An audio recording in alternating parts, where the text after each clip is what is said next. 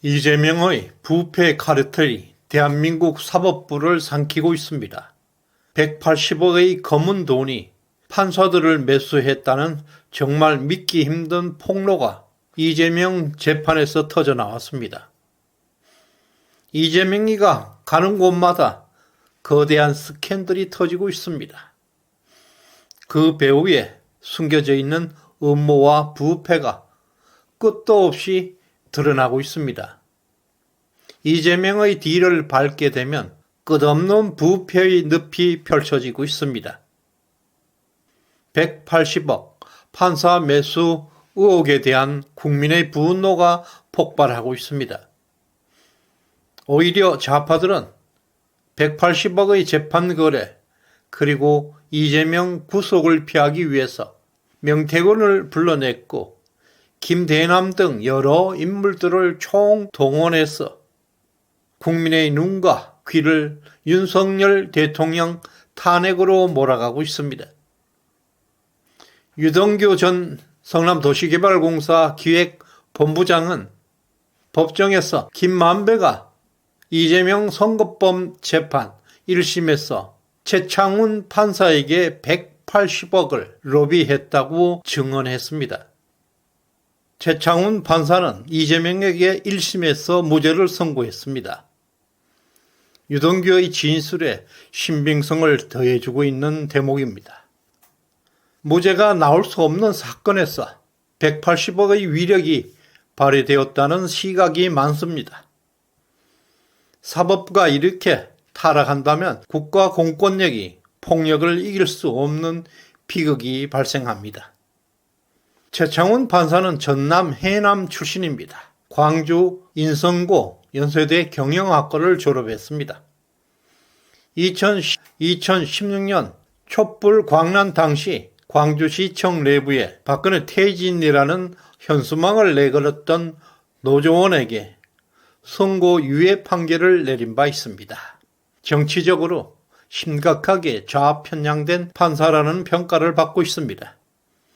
이 사건에서도 검찰은 친형 강제 입원 혐의로 징역 1년 6개월, 선거법 위반 혐의로 벌금 600만 원을 구형했습니다.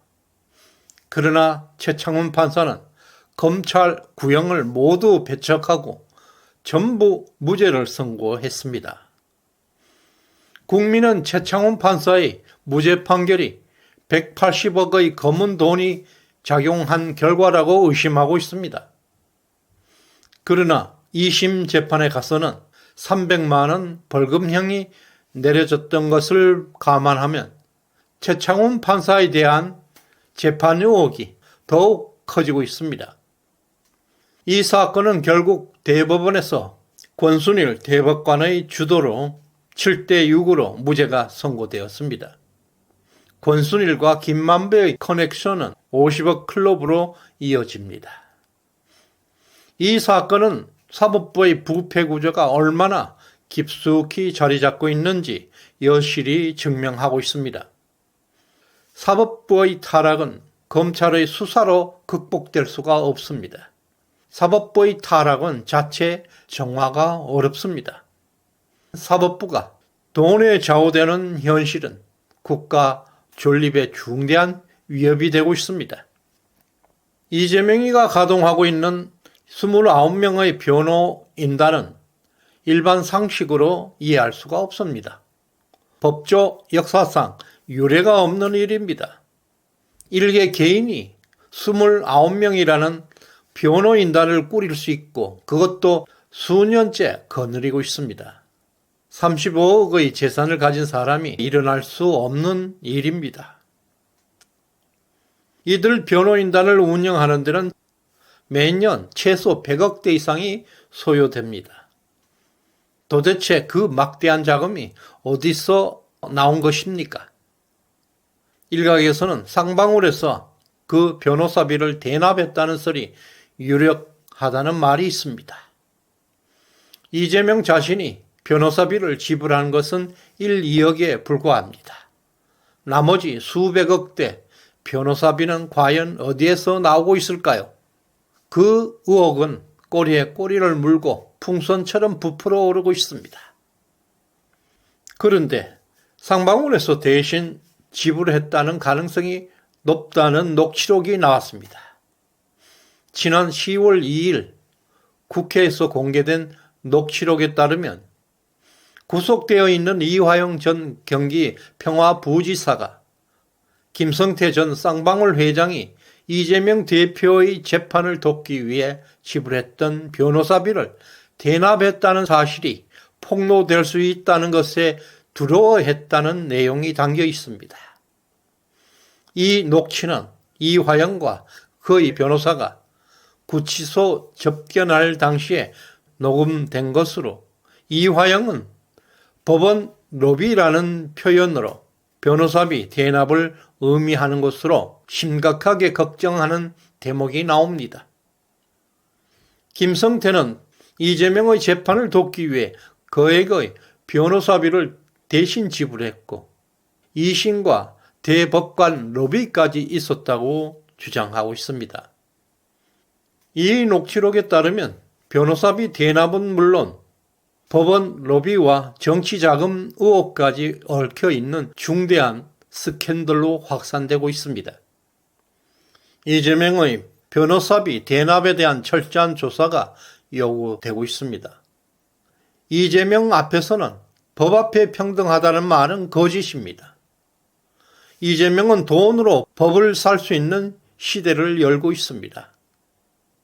180억 로비 의혹 29명의 변호사 군단에서 가장 큰 미스테리는 바로 이 천문학적인 자금의 출처입니다. 180억이라는 거액 그리고 29명의 변호사비는 단순히 개인이 감당할 수 없는 규모입니다.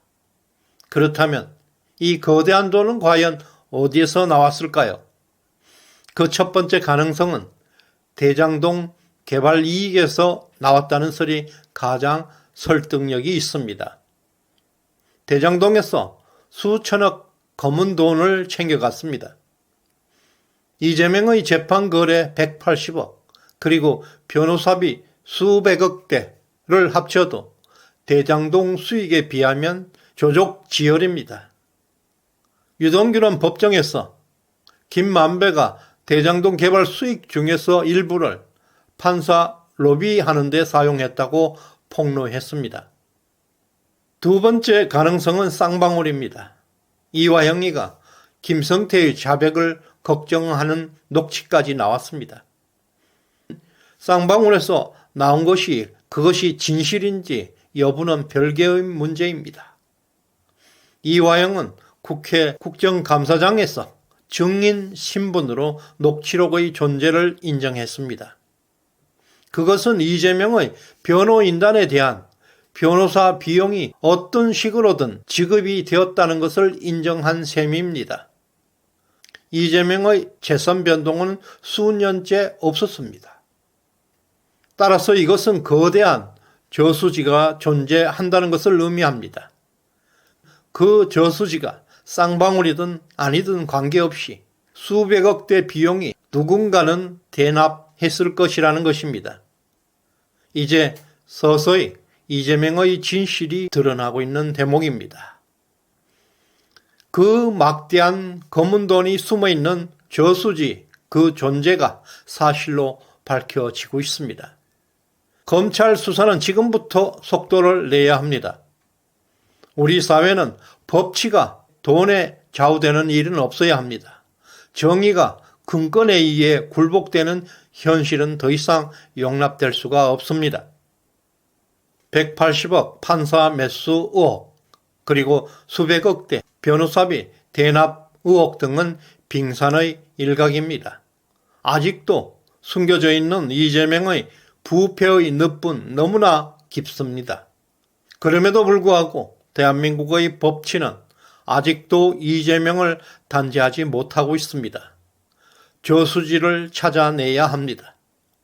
이 무도한 범죄 집단을 단죄하는데 우리 모두 집중해야 합니다. 지금 윤석열 검찰은 중대한 시험대에 올라 있습니다. 이 극악무도한 부패 비리 카르텔을 어떻게 처단하는지 국민들이 지켜보고 있습니다. 화이팅 하시길 바랍니다. 시대정신연구소에 후원해주신 민명린님, 진실승리님 진심으로 감사드립니다. 구독, 좋아요 꼭 눌러주시길 바랍니다. 고맙습니다.